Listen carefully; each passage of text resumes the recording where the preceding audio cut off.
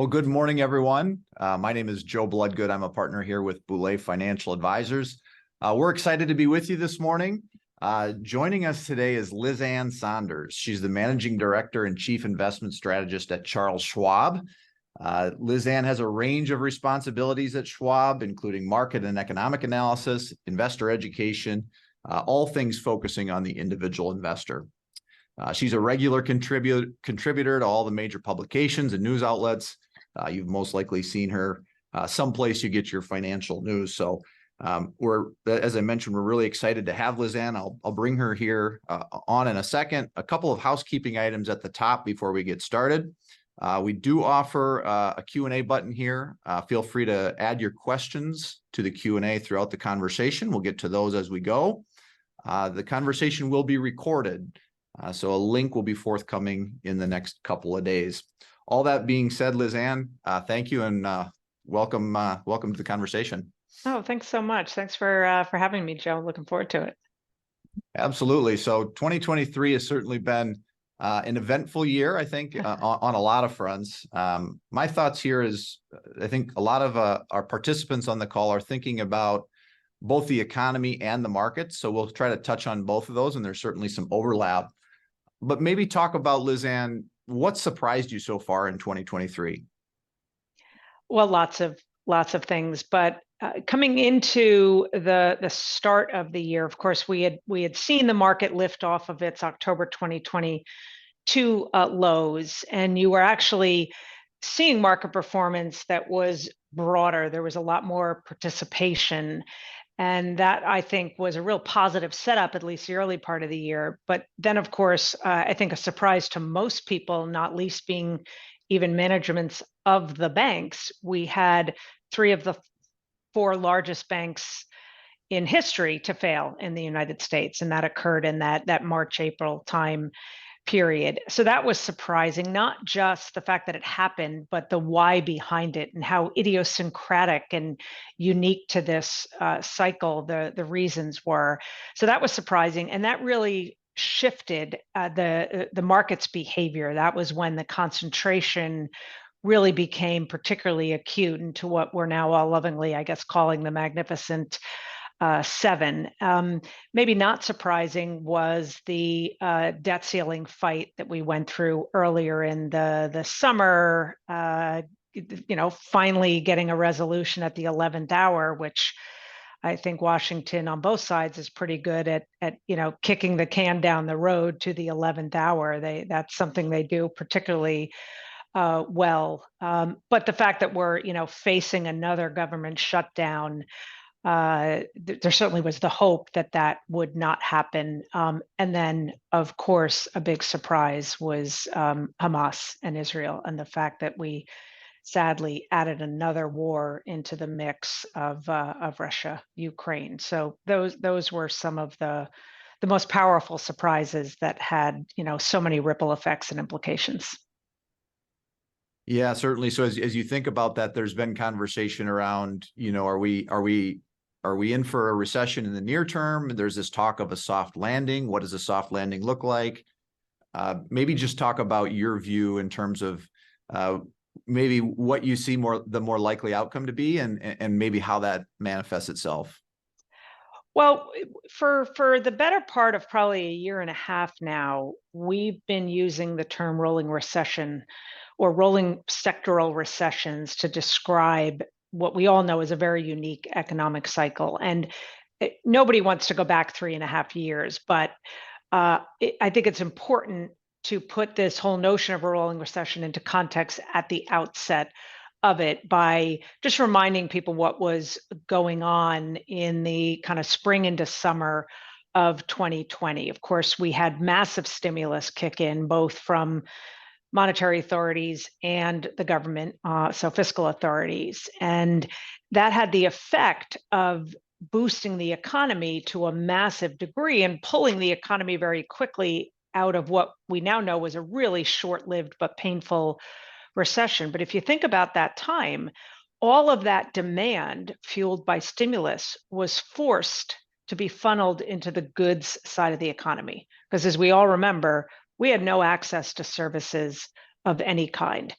that also became the breeding ground of the inflation problem with which we're still dealing. If you look at the early days of the burst of inflation, it was very concentrated in those goods categories.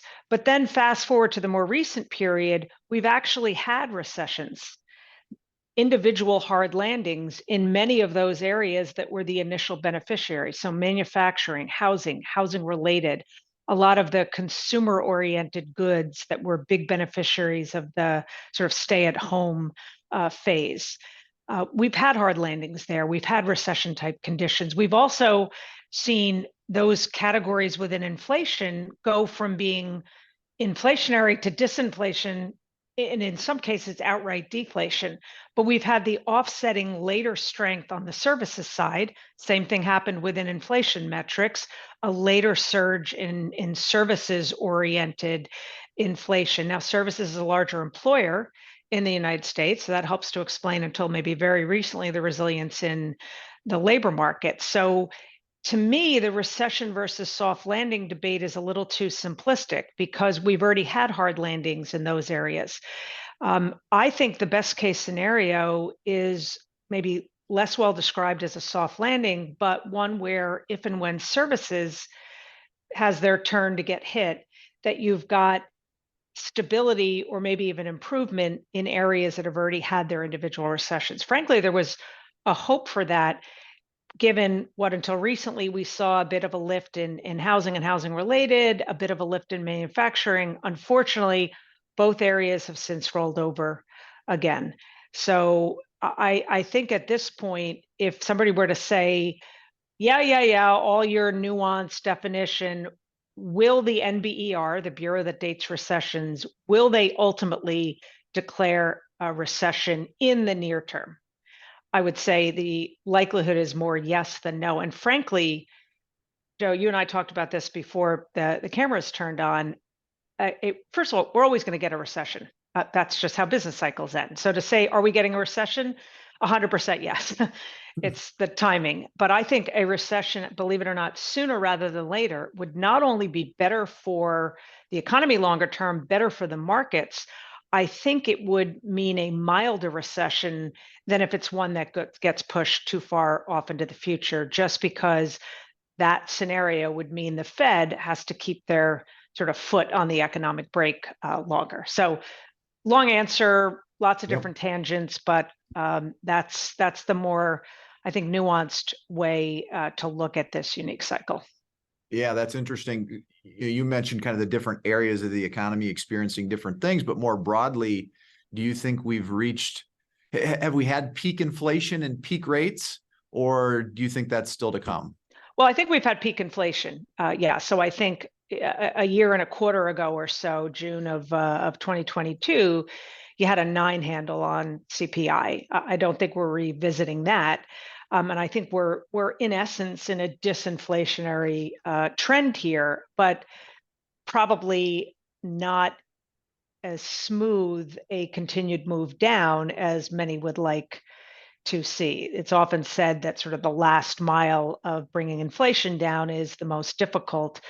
And quite frankly, we had this benefit for quite a few months of what they call base effects. So if you go back to June of this year, CPI as a way to measure inflation, the year over year was going up against 9.1% last year. So the year over year percentage change numbers look fabulous because of what you're comparing to. Obviously, it gets trickier when your comparisons are to lower numbers. So I think there's probably going to be some volatility, but in general, I think inflation will continue to come down. However, I think longer term, I don't think we're going back to the very low, consistently low inflation era that's sometimes called the Great Moderation era, which really was the kind of mid-90s up until the pandemic. I think we're already in, if not transitioning into, a secular period of more inflation volatility. That's not the same thing as saying inflation is never going down, it's going to stay high in perpetuity, but more inflation volatility for lots of reasons, which we can talk about. Not necessarily a glide down to 2% inflation Right. and then staying there. Right. You know, the conversation around rates you talked about earlier, some of the stress in the banking system earlier this spring. It's kind of always what you don't see that ends up surprising people, obviously. But there has been conversation around, okay, what's the next big impact of the rate Right. environment? Is it commercial real estate as it relates to office space, and that being on the balance sheet of some of the big banks? In your opinion, what are there other things out there that you kind of continue to watch and look for indicators from? Yeah, so I think we have not yet felt the full effects of what the Fed has already done, with not just such an aggressive hiking cycle of the Fed funds rate, but of course what they're doing with the balance sheet too, in shrinking the Fed's balance sheet to the tune of $80 billion a month, which really has shifted the Fed from being the largest buyer of treasuries in particular, and a price insensitive buyer, to now not a seller, but they're shrinking the balance sheet. So that's really changed the dynamics. So you've had a huge move up in short-term interest rates. You've had a huge, more recent move up in long-term interest rates. We haven't yet felt the full effects of that, either in things like the banking system and commercial real estate, but also corporations, particularly those corporations that might be considered zombie companies that don't have the cash flow to cover interest on their debt. As that debt comes due, the cost of financing is much higher than it was even a year and a half ago. So there's Milton Friedman famously talked about the long and variable lags associated with changes in monetary policy, in the positive way when the Fed is cutting rates and vice versa, and like in the current environment. There are people saying, well, these rate hikes and the shrinking of the balance sheet hasn't hit the economy yet, and therefore it won't, that we've become completely insensitive to interest rates. I don't believe we are anywhere near past the expiration date of the long and variable lags. I think there are buffers in terms of a lot of companies, the healthier companies, really elongated their debt maturities. Even a lot of consumers did. A lot of homeowners have fixed rate mortgages at much lower rates. So there are some very important buffers that have muted the impact so far. But to suggest that we don't have a coming impact, commercial real estate, you mentioned specifically, that's important because most of the exposure within the traditional banking system to commercial real estate are the same small and regional banks that were at the mercy of the banking crisis back in March and April. So it is a little bit of a double whammy there. But commercial real estate is also a really big category. It doesn't just include offices. There's, multifamily homes, there's healthcare facilities and labs, there's retail, there's warehousing. It's really just the office component that is particularly troubled. But even there, you can't look at it monolithically because you've got different regions of the country, different metropolitan areas, Class A, Class B, not to mention different maturity schedules. So I think the commercial real estate problems are more of a simmering problem over time, as opposed to being what I've been calling Lehman-esque, meaning the fall of Lehman was sort of the crescendo of the bursting of the housing bubble, and it took down the entire global financial system with it. We don't have those circumstances now. That's not to say don't worry about it, but it's more of a problem over time, not a problem at a moment in time. Yeah, that certainly makes sense. You talked earlier about sort of there's this natural business cycle, and recessions are part of that. The pandemic 3.5 years ago felt more like a natural disaster within that cycle as opposed to part of that cycle. Yeah. How does that shape how the cycle unfolds over the longer term? What's your opinion on how that hasn't lasted? I do think it does, for a couple of reasons. So I already expressed the view that we have that we're not going back to an era that looks like the Great Moderation. And part of the reasons behind why we had basically a 25-year period where interest rates were coming down almost the whole time. We had very little concern about inflation. We were sort of in disinflation most of the time, was because of forces like globalization, China coming into the world economic order, becoming the world's producer of low-cost manufactured goods. They provided a tremendous amount of cheap labor into the mix. You also had relatively little geopolitical instability. Companies had more of a just-in-time inventory mentality. Obviously, what the pandemic disrupted was it shone a light on maybe some of the problems with concentrated just-in-time inventory, because when you have something like a pandemic and everything shuts down, it shines a light on the need for maybe more diversification in terms of supply chain, having more sources. In addition, throughout the last 5, 6, 7 years, which has within it the pandemic, but not specifically associated with the pandemic, you've just had China as a force really shift. They're shifting their economy to be more domestic oriented. They no longer have such low cost labor relative to the cost of labor elsewhere. So many of these secular forces have shifted. I think we're probably in an environment that looks a little more like the 30 years prior to the Great Moderation, call it mid 60s to mid 90s, where you had more geopolitical instability. The economy was subjected to an increasing number of supply shocks. You can certainly think about that with recent wars, climate change and bringing problems in terms of food supply. I just think it's going to be a more volatile environment. Now, there are lots of good things that came out of the pandemic too. There was a lot of low-hanging fruit of inefficiency, particularly in areas like education and healthcare. And it sort of forced many of those sectors of the economy to come out of the dark ages in terms of, use of technology and digital platforms, et cetera, and rethinking the way we consume information and educate and get educated. So I think there was a lot of good. I also think longer term, because sometimes I'm accused when I only talk about the short term of kind of being a Debbie Downer, because there's a lot to worry about right now. I think one of the things we're shifting toward is an economy that has an increasing share driven by investments, corporate investments, residential investment, and maybe at the expense a little bit of discretionary consumption driving our economy to the degree that it has. And from a longer term perspective, I think that's a healthier backdrop for the economy, one that is long-term investment driven and less about short-term discretionary consumption, especially when that consumption is fueled by rising debt.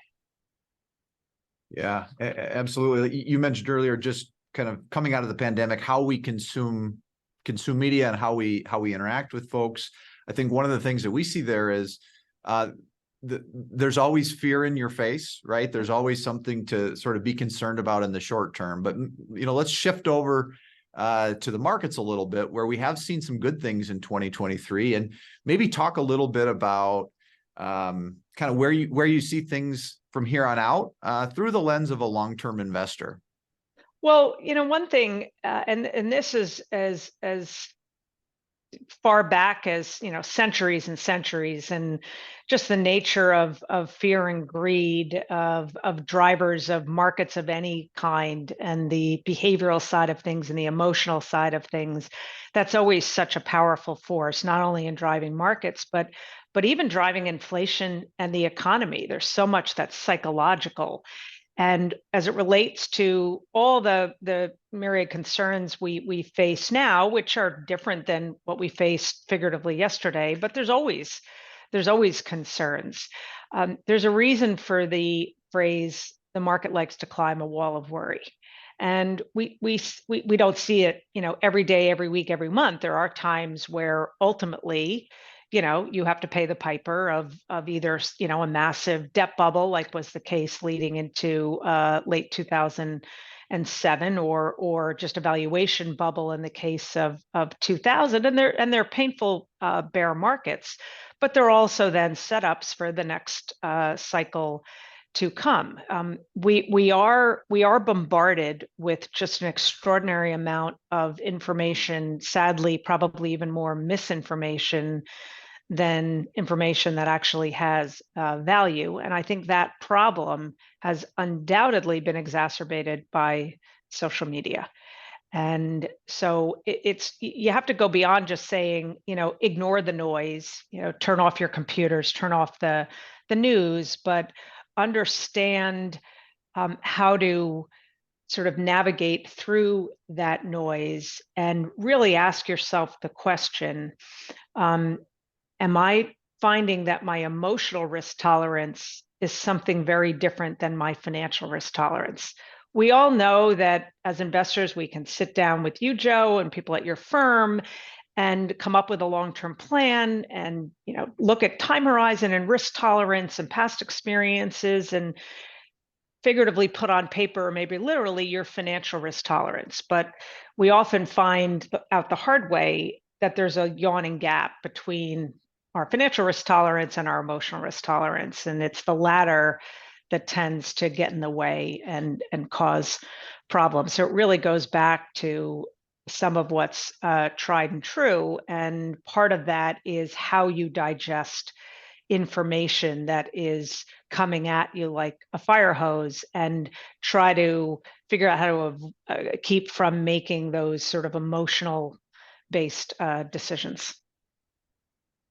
Yeah, absolutely. As we pivot a little bit to think about, different indicators or things out there in the market that you're continually looking at, there's a lot of thought around investor sentiment, right? And historically, when investor sentiment is sort of at its lowest, it's proven to be a pretty good time to invest historically.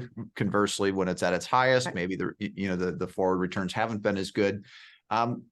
Number one, do you believe in that? And then maybe as a tag along question, what are some of your favorite indicators or sentiment indicators that you're looking at? Well, I very much believe in sentiment as being a really important driver of market cycles. I think one of the most brilliant things ever said about the stock market and a full market cycle was said by the late, great Sir John Templeton. And probably his most famous sort of line or phrase, whatever you want to call it, is bull markets are born on pessimism, they grow on skepticism, they mature on optimism, and they die on euphoria. And I think there's not a more perfect description of a full market cycle. And notice there are no words in there that have anything to do with the economy or the latest CPI report, or even the things that we see as more directly tied to stock market action, like earnings or valuation. The four terms he uses in there are all emotional terms. So I'm a big believer in sentiment. Now, that doesn't mean that even at extremes, that it is a perfect timing tool. We know that at extremes of optimism or froth or euphoria, whatever term you want to use, that's usually not a great time to invest. But in particular, those extremes of too much optimism, those can last for a while.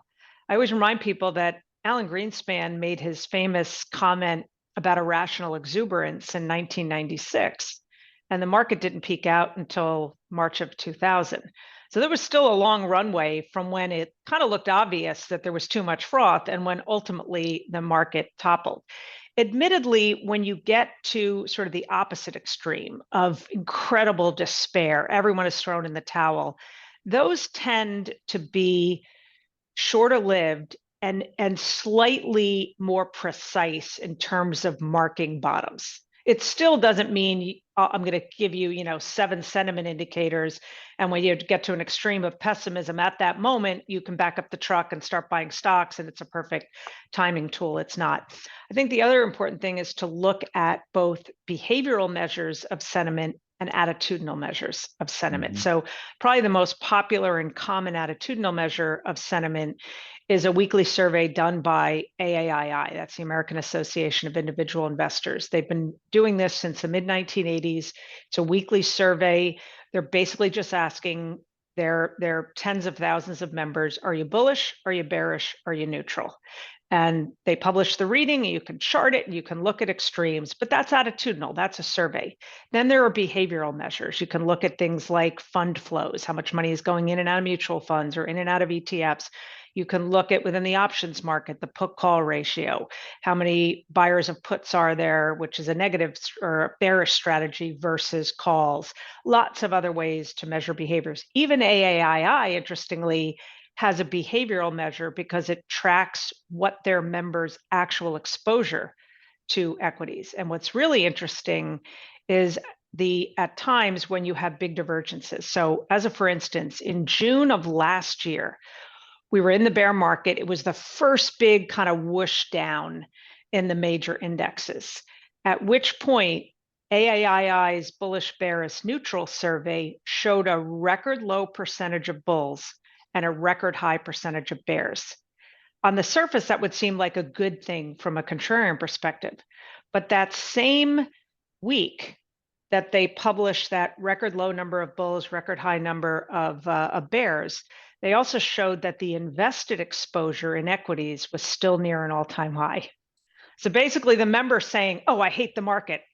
But the reality was, I haven't done anything about it yet. I just, when answering the question, I'm going to say, in October of last year, there was a little more on both sides. It was closer to what I like to call, and this is a very technical term, the puke phase, where you see just a total washout. You saw a little bit more of that in October of last year. Not quite to the degree that you saw in eras like March of 2009, but there was sort of a common thread on the behavioral and the attitudinal side. As far as where we are now, I would say it's a mixed bag. The attitudinal measures recently went into a bit more bearishness just because we went into correction mode, but those have turned up a bit quickly now because we've been in rally mode. So that can move up and down. I would say the behavioral side still shows maybe not froth, but some complacency. Still a lot of money coming in terms of fund flow, is a very muted put call ratio. So it's mixed right now. It's not one of those extreme environments in either direction, but it's something that I keep a very close eye on. Sure. That's great. There has been news, from an American consumer standpoint, that the American consumer sort of just continues to plow forward, right? They continue to, make a positive impact. Do you think, is that still carryover from the easy money over the last couple of years, or is that sort of just, is that more of a long lasting thing that I think we're already past maybe the end of the carryover of the stimulus era, the so-called legacy liquidity, because if you break consumers into whether you do, quartiles or quintiles or deciles, let me use percentage terms of that, stimulus and the legacy liquidity associated with it, sometimes called the excess savings. It's really now only the top 20% that still have some of that left.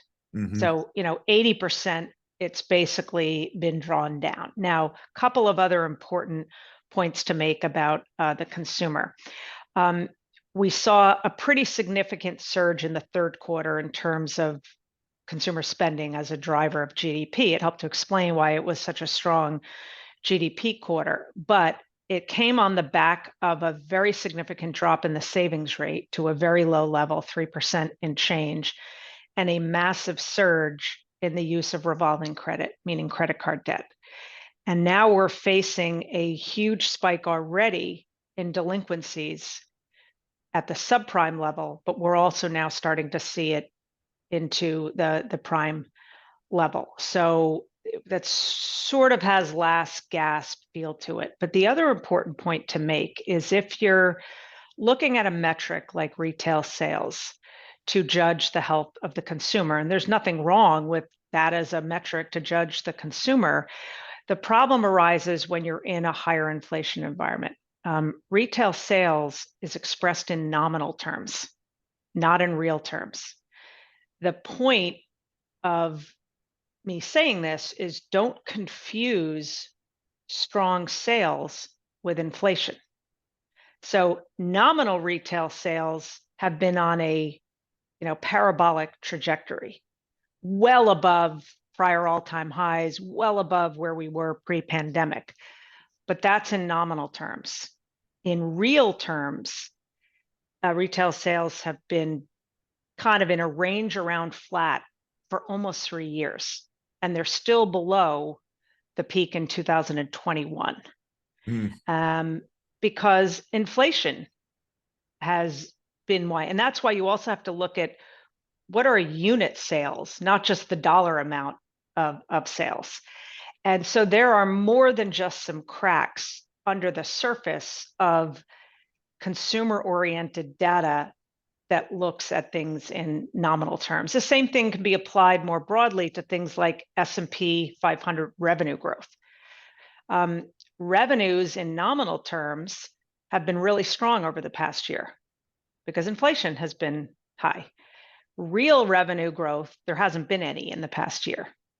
So it really suggests that it's not so much about pricing power. It's just companies have been able to raise prices consistent with inflation. And now that inflation is coming down, you're sort of exposing who actually has pricing power, who can protect profit margins, or where that strong revenue growth was simply tied to inflation. So I think the consumer is starting to fade a bit here. I think what's been tied to resilience or maybe some confidence to either drain savings or take on credit card debt has been the labor market.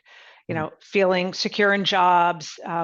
If that starts to do more than just crack, which we've already seen, that's probably the last thing that will occur that will maybe more obviously and clearly undermine the consumer. But it would also, again, seeing a faltering there might not be a bad thing. If we saw a looser labor market and a weaker economy via consumption, because again, that would be the signal to the Fed, okay, we can take the foot off the economic brake and think shorter term about actually putting the foot on the economic accelerator.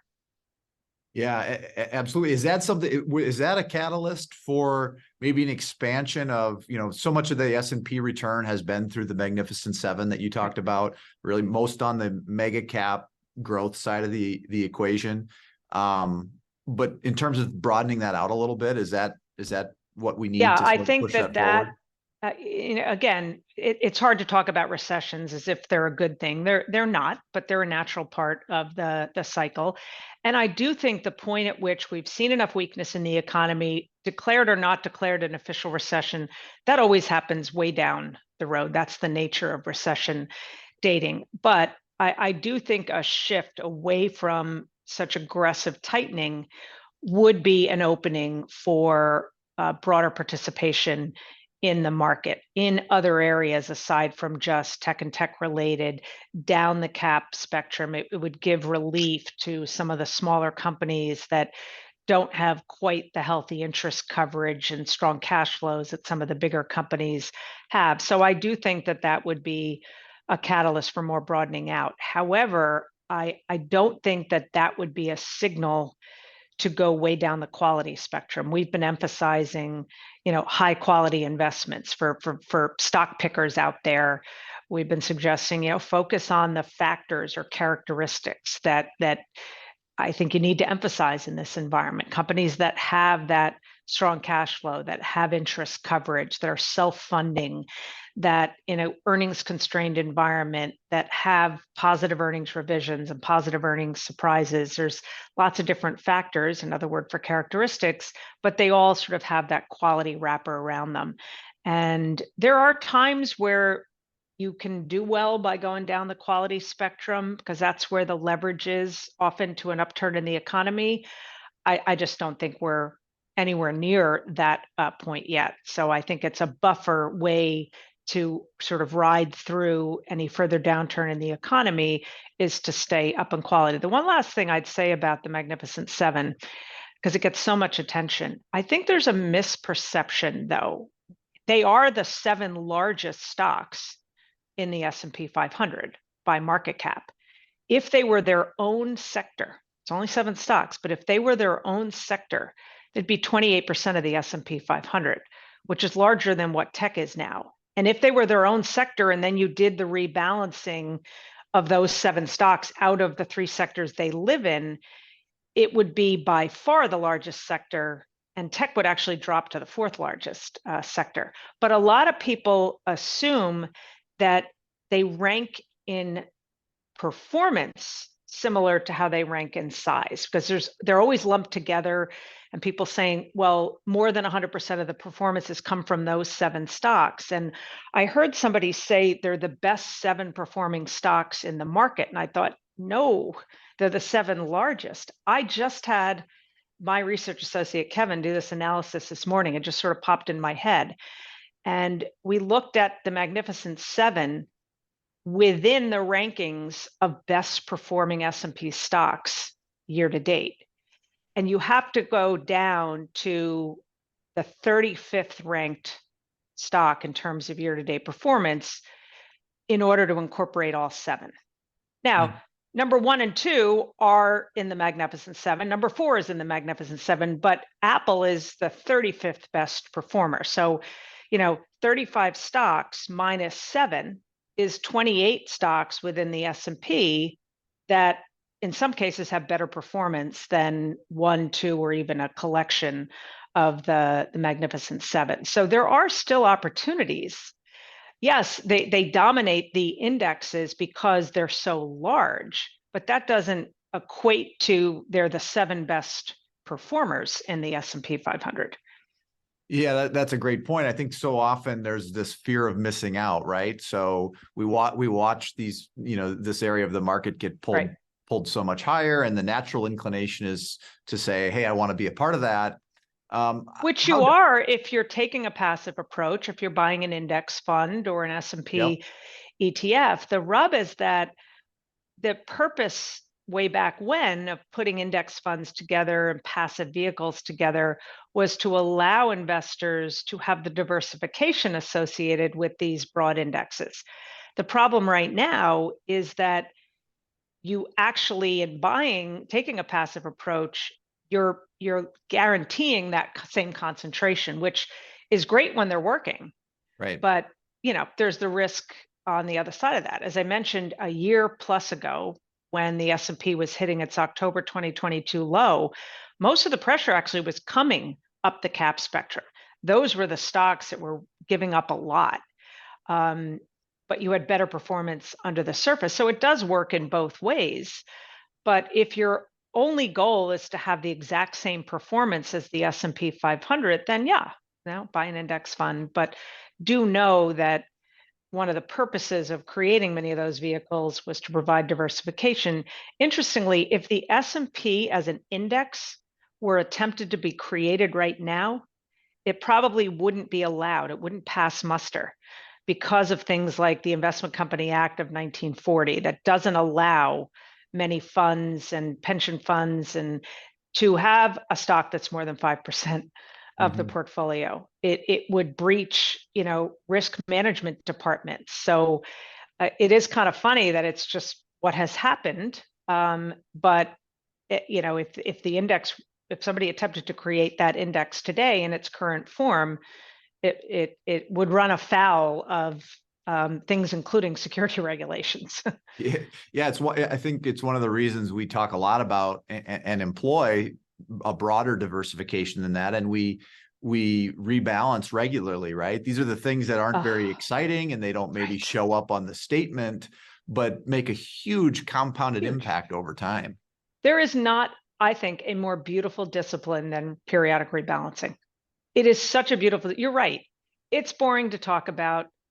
CNBC doesn't want me or anyone else coming on and talking about the benefits of long-term diversification and having a plan and periodic rebalancing. It's not headline grabbing. Right. But when we think about the tried and true adage of buy low, sell high, rebalancing is just a version of that. It's, add low, trim high. And it forces us, number one, it forces us to do what we know we're supposed to, which is add into areas when there's weakness and trim where there's strengths. But it also means your portfolio is telling you when it's time to do something.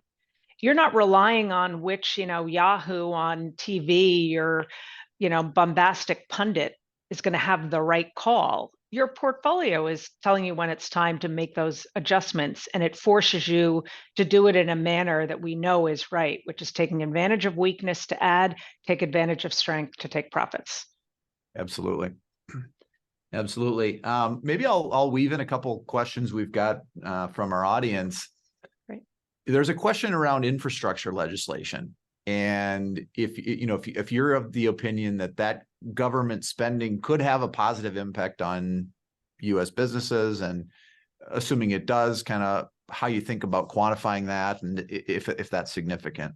Yeah, I do think that it's sort of the public-private combination associated with infrastructure investments that I think is going to be a really powerful economic driver, and even maybe, market performance driver as we look forward, because there has been such a dearth of, traditional infrastructure investments, on the public sector side of things, bridges and roads and all of those, but also on the private sector side of things, those traditional categories of structures and plant and equipment. There's been, extreme amount of underinvestment for several decades.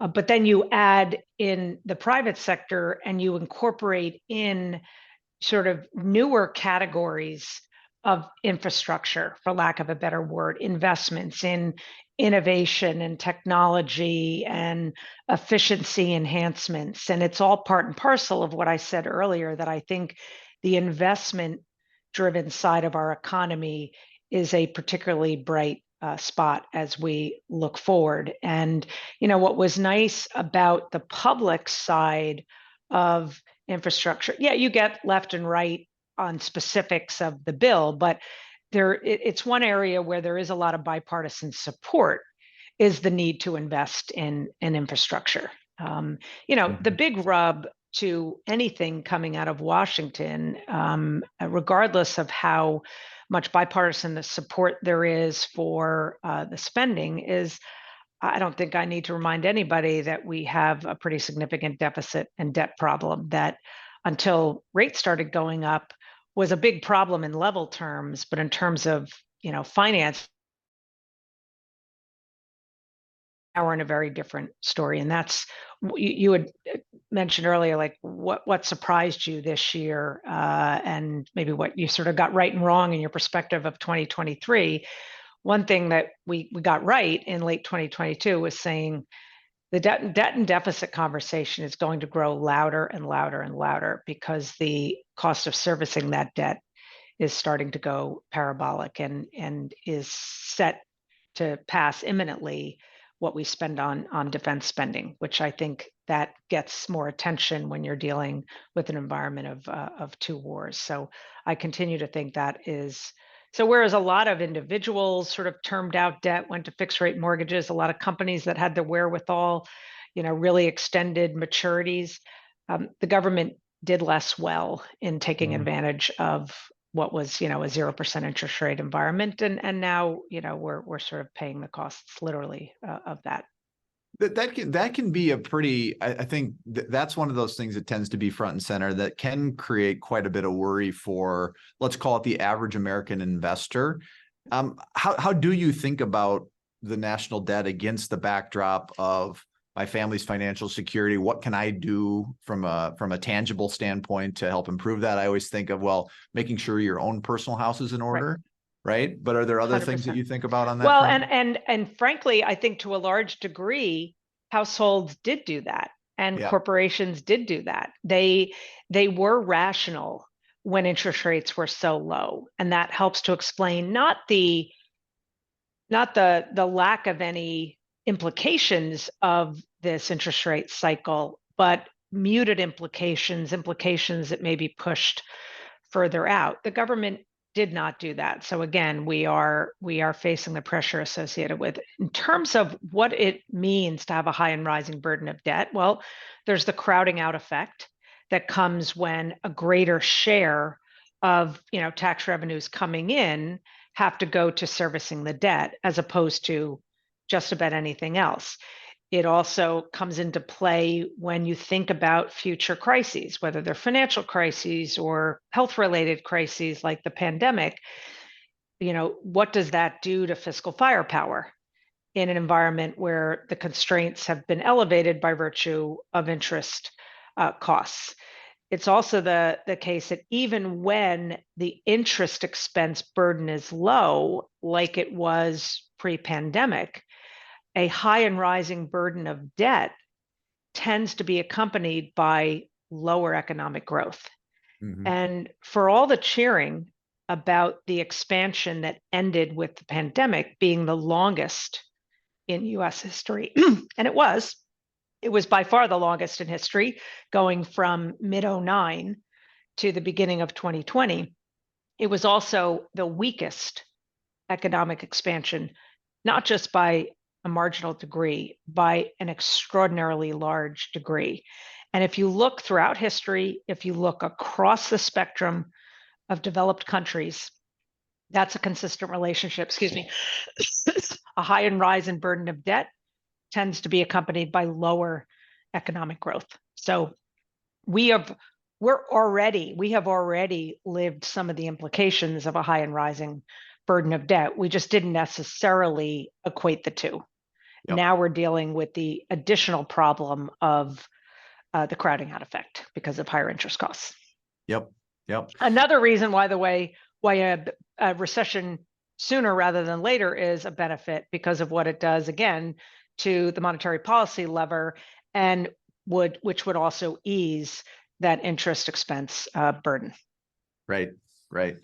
Yeah, I think so often on the face of it, there's, we kind of see all these, let's just say hurdles, but one of the things we continue to see is that it's human ingenuity and innovation that tends to drive markets over the longer term, and sort of through the noise that we're going to continue to experience. The themes might be slightly different, or the characters might be different, but it's really that long-term growth story that pulls through.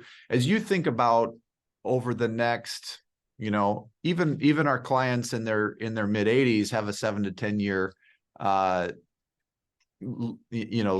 cycle that they're looking at. What do you think? Are there changes in the portfolio, in portfolios going forward? Something that's maybe there in the future that's not there today, or how does that evolve over the next 5 to 10 years in your view? I do think there's been a heavy focus in terms of where performance has resided and where it hasn't, on sort of the future and innovation and creativity. Obviously, AI being at the forefront of that, and how that broader story of investing in efficiency to boost productivity. It's part of the reason why we've had the concentration problem of the Magnificent Seven, because those stocks sort of represent almost this era's version of defensiveness. We often think of defensive stocks as utilities or consumer staples, but a lot of those mega cap, not just tech, but tech and tech related stocks have, for different reasons, represented some of that defense. In the early part of the pandemic, it was because they represented the only ecosystems in which we were living when our access to everything normal was constrained. More recently, especially around the banking crisis, when we first saw that acceleration in concentration, it was because, well, these are big liquid names with near-term strong cash flows. They're in the right businesses. They can grow. They can continue to invest in the things that we as an economy really need to invest in during a particularly tough period of time. But where I think the opportunity is looking forward goes beyond just those names, goes beyond just AI, and into, well, not just the providers of the technology associated with the innovation, but who are the companies, the industries, the sectors that are most effectively focused on and using the creation of all these new innovations. And again, it's inclusive of, but not exclusive to, AI. And I think there's going to be opportunities, not just of the providers of the technology, but the most efficient users of the technology, even in more staid industries that say, this is sort of our future. This is how we boost our productivity and we protect profit margins. And so, yeah, I think the opportunity for it broadening out, I think, is really good. We just have some hurdles to get through in the near term. Yeah, absolutely. As we wrap up our time, Liz Ann, what would you share with kind of the everyday investor who's got near-term and long-term goals and responsibilities financially? What are the big takeaways you would have for them? The really big picture, secular, always important takeaways, some of which you and I have already talked about. The power of having a plan and being disciplined around that plan and bringing in risk mitigating components like diversification across and within asset classes and periodic rebalancing. If your goal is to every quarter, every year, have the bragging rights of I nailed it, I beat, every benchmark, I beat everyone on my street, then you're going to have to be concentrated. But if your goal is to sort of stay in the game and not make mistakes, those disciplines really kick in. So it's akin to what I said, neither get in nor get out is an investing strategy. That's just gambling on moments in time. So really focusing on that discipline, understanding, trying to figure it out before you learn the hard way, whether there's a big or narrow gap between your emotional risk tolerance and your financial risk tolerance. And then one maybe more practical thing that I would say that's really important when you're at this point in the cycle where everybody's trying to figure out, does the economy worsen from here? It's not so much recession versus no recession. That ultimately becomes sort of the academic exercise of declaring and dating starts and ends, and that's always down the road. But understanding that it's human nature for us, as economic data constantly comes in, that it's human nature for us to think a particular report, a retail sales report, a jobs report, even a GDP report, was it strong or was it weak? Was it good or was it bad? That doesn't matter as much when you're trying to figure out where you are in the cycle, or if you're trying to connect the dots between what's going on in the economy and what's going on in the markets. And it's why I always say better or worse matters more than good or bad. It's that rate of change. The stock market in particular has an uncanny ability to sniff out inflection points. And if you think about an inflection point in economic data on the downside, the bottom of the V, at a snapshot in time, when you're in the bottom of the V, the data looks awful, absolutely awful, because you're at the worst point. But the stock market keys off, has it stopped getting worse and is it starting to get better? That's really important to understand. And then also understand that there are some data points that are leading in nature, some that are coincident in nature, some that are lagging in nature. And one mistake that investors often make is they'll tie a view on the economy or the market to a lagging indicator. I hear it all the time lately. I don't know why you're talking about recession, Liz Ann. There's no way we have any risk of a recession with a 3.9 or a 3.8 or a 3.4% unemployment rate. That would have to go, and they'll plug in a number up 6% before that causes a recession. Well, the unemployment rate is the most lagging of all economic indicators. You've got it backwards. A rising unemployment rate doesn't bring on a recession. A recession comes on for lots of reasons, and it eventually causes a rise in the unemployment rate. And same thing happens at the other end. The unemployment rate is typically near its high point, and in most cases still rising when we ultimately know that the recession ended. So, put another way, a falling unemployment rate doesn't bring on a recovery. A recovery starts for lots of reasons, and it eventually brings down the unemployment rate. It's just an example of the matching of leading and lagging indicators. The stock market's a leading indicator. The unemployment rate is a lagging indicator. Be careful how you mix the two into your thinking about the cycle or the market. Yeah, absolutely. Thank you. I think that's a great way to bring it to a close. I think that disciplined approach with coordinated and integrated advice across all the disciplines, whether it's investment or tax or estate, is really how those are the pillars of that financial plan that ultimately pulls through all the noise that we've been experiencing. Absolutely.